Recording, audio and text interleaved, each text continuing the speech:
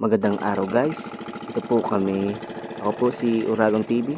Maghuhulog po kami ng mga small na alimango sa fish pan. Ito pong kasama ko ay si Tito Homer. Siya po yung nag-drive. Yun po. Siya po yun. Ito po yung aming lugar. Ito po ay Santol. Kapulong Gitgit, Santa Elena, Camarines Norte. Gaya guys, tingnan natin. Ito po kami. Ito po yung dinadaanan po namin na dagat papunta fish pan. Itong fish pan na po itong nakaharap ninyo yan. Kaya Buena po. Buena po. Ito po ang aming lugar. Ito po, nakikita nyo po magandang view sa amin. Maraming bakawanan. Ibig sabihin ng po yan, maalaga kami sa puno. Charot! Ito nga po. Ito po, nag-drive po. Habang nag-drive kami, yan, kapakita ko sa inyo ang view. Ayan po ang view ng papunta sa aming fish pan. So, i-flex ko sa inyo ang aming karagatan. Ang aming dagat pala. Ito na nga po, malapit na rin po kami yung baklad. Yung baklad na pinapando ko po yung nasa unahan na yan. Ito po, i-flex ko pa sa inyo. Diyan po kami titigil. Di po kami sa may patabaan. Magpapalaki ng mga small. Ito na nga po, makikita nyo na po ang aming fish pan. Ito na po tayo. Hintay lang natin. Makapunta tayo doon. Ito na nga po. Iangat na yan. Dito po maghihintay.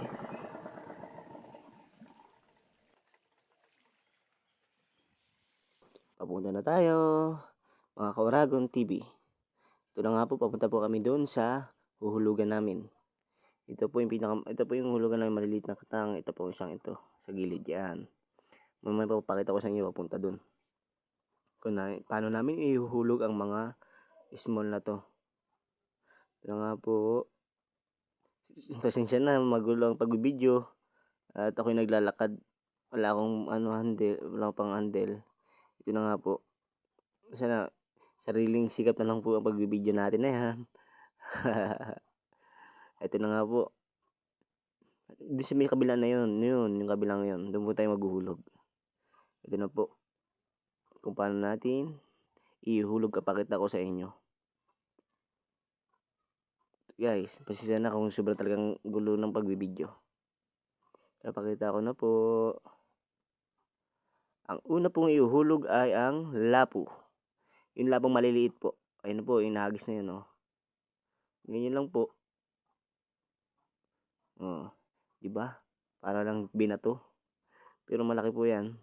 Ito na nga po, papakita ko sa mga alimango. Ayun po, sobrang saya po nila, yung mga alimango maliliit. Ayun na po. Paano sila? Ayan. Ayan po yung mga alimango na hinuhulog namin dyan. Ayun na po. Hindi po yung patay yung isang ina. Buhay pa po yan. Mamaya, mabuhay mamaya. Ayun po. Ayun na po. Di ba naglangoy agad? Pag nasa tubig. Yun na po, natapos yung isang timba. Yung isang timba naman ang merong katang ulit. Ito po.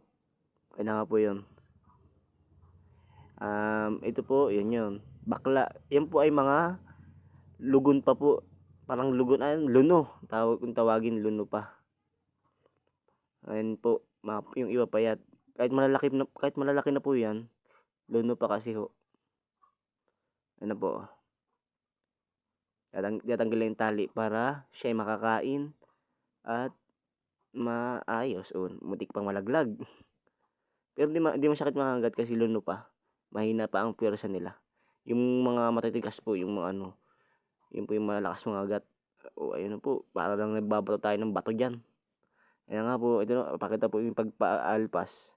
Ayun po, sobrang bibilis nila. Ayun na, yan po yung huli namin sa bubo. Na hinulog na maliliit. Kailangan po kasi magpalaki.